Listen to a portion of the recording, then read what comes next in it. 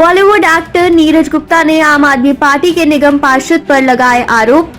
शादरा विधानसभा के Vivek Vihar ward number 217 से आम आदमी पार्टी के निगम पार्षद पर लगाए आरोप। निर्माण कार्य के नाम पर 1 करोड़ प्रति लेंटर मांगने के गंभीर आरोप। Shri Hans developers and construction private limited के बैनर तले चल रहा है निर्माण कार्य। राजधानी दिल्ली में यूं तो अवैध निर्माण को लेकर अक्सर एमसीडी कार्यवाही करती रहती है, वहीं आज शादरा नॉर्थ जोन ने कार्यवाही करते हुए अवैध निर्माण के खिलाफ पीला पंजा चलाया। वहीं इस अवैध निर्माण के खिलाफ Shri Hans developers and construction private limited के डायरेक्टर नीरज गुप्ता का कहना है कि यह इलाका पहले अवैध निर्माण क्षेत्र में चल रहे हैं, लेकिन हमारा निर्माण कार्य आंशिक तौर पर एमसीडी द्वारा स्वीकृत व वैध है।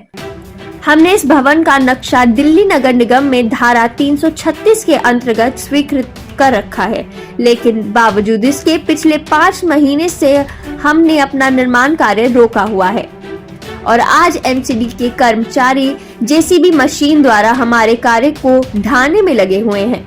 वहीं नीरज गुप्ता ने क्षेत्रीय निगम पार्षद पर गंभीर आरोप लगाते हुए कहा है कि क्षेत्रीय निगम पार्षद उनसे लगातार 1 करोड़ प्रति लेंटर की डिमांड कर रही है और उन्होंने कहा है कि वह भ्रष्टाचार के सख्त खिलाफ है।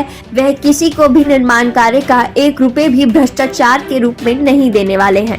ये कहाँ पर आपकी लैंड थी और किस तरीके से डेमोलेशन हो रहा है, क्या स्थिति? देखिए जी, ये हम इस वक्त दिलशाद गार्डन में LIC की कॉलोनी के बिल्कुल जस्ट सामने ये एक प्रॉपर्टी है। हमने भी लगभग 4-4.5 साल पहले लिया था।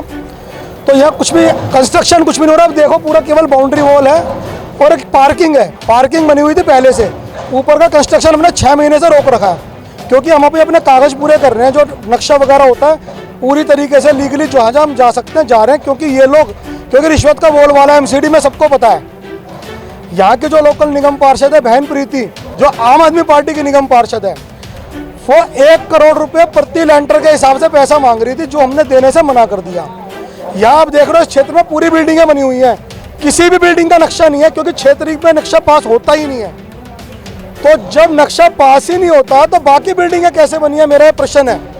और मेरी सरकार से गुजारिश है, ED, CBI, एंटी करप्शन सभी डिपार्टमेंट इनकी जांच करें, ये किस प्रकार से बाकी बिल्डिंगें बनाते हैं और किन कारणों से इस बिल्डिंग को, ये जब बिल्डिंग भी नहीं है, ये बिल्डिंग भी नहीं, देखिए 4-5 फुट की दीवार है, इसे तोड़ रहे हैं किस कारण से? क्या रिश्वत देने वाले ही सबसे बढ़िया व्यापारी होते हैं? बिना रिश्वत के क्या हम कोई कार्य नहीं कर सकते? क्या चीज़ है? कैसी आम आदमी पार्टी है ये?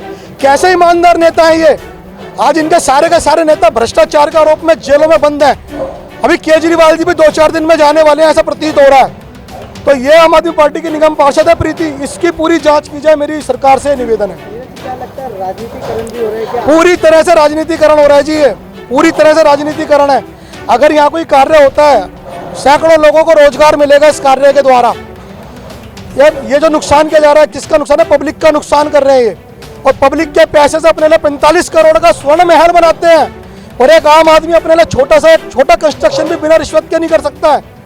ऐसी है आम आदमी पार्टी, इनकी जांच करें और गहरी जांच करें इनकी। हाँ जी, I am architect Bharat Bhushan. Sir, परिचय के साथ जानना चाहिए, आज आप इस लैंड पर आए हैं, डेमोलेशन हो रहा है, क्या कुछ कहेंगे? डेमोलेशन ये सिर्फ इसलिए हो रहा है कि हमारी एग्जिस्टिंग जो बिल्डिंग प्रॉपर्टी थी और ये खाली हमारी पार्किंग एरिया है और रैंप इसमें बना हुआ है ऑलरेडी, पार्किंग के लिए भी बना हुआ है। और ये बिल्डिंग जब मेरे पास बनने आई तो एज ए आर्किटेक्ट मैंने कहा जी इसका नक्शा पास करा लीजिए।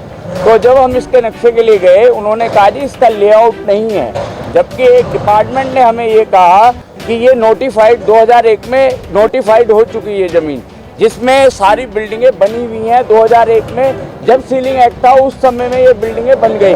लोगों ने क्या करा, अपने आप 200-200 गज के लिए अपना नक्शा बनाते रहे, पास करा के बिल्डिंग बना ली। अब हमने भी इनको, क्लाइंट हमारे पास आए, हमने आते इनको कहा जी इसका नक्शे से बन पाएगी बिल्डिंग।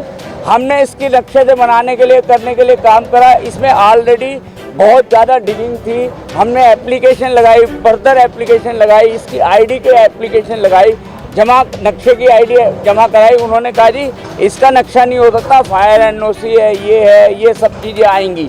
फिर हमने इसकी रेगुलाइज लगाई, क्योंकि ये बिल्डिंगें गिरने का खतरा था, जो इससे हमारी प्रॉपर्टी के ऊपर ही गिरती है बिल्डिंगें। तो इसको सोचते हुए इन्होंने ये आरसीसी वॉल, ये पार्किंग का एरिया बना दिया। जब कंस्ट्रक्ट हो गया, हमने इसको एरिया को एज इट इज रेगुलाइजेशन के लिए छोड़ दिया कि रेगुलाइजेशन करा के हम आगे अपना काम करेंगे। बार बार हम रेगुलाइज के लिए जाते रहे। बार बार इन लोगों ने हमारी ये रिजेक्ट करते रहे, बार बार छोटे छोटे पॉइंट पे हमारी रिजेक्ट करते रहे। हमने अपील भी लगाई, इनके पास लेटर है, हमारे पास शोकॉज नोटिस का जवाब है, हमारे पास सारी चीज़ का जवाब है कि कुछ चीज़ें डिस्कस तो करो, आप आगे तो चलो। और मैं जब पर्सनली मीटिंग करने गया तो नागर जी ने मेरे को यही बोला कि जी आप अपने कागज़ पूरे करो, हमें कोई दिक्कत नहीं है, आप बनाओ बिल्डिंग।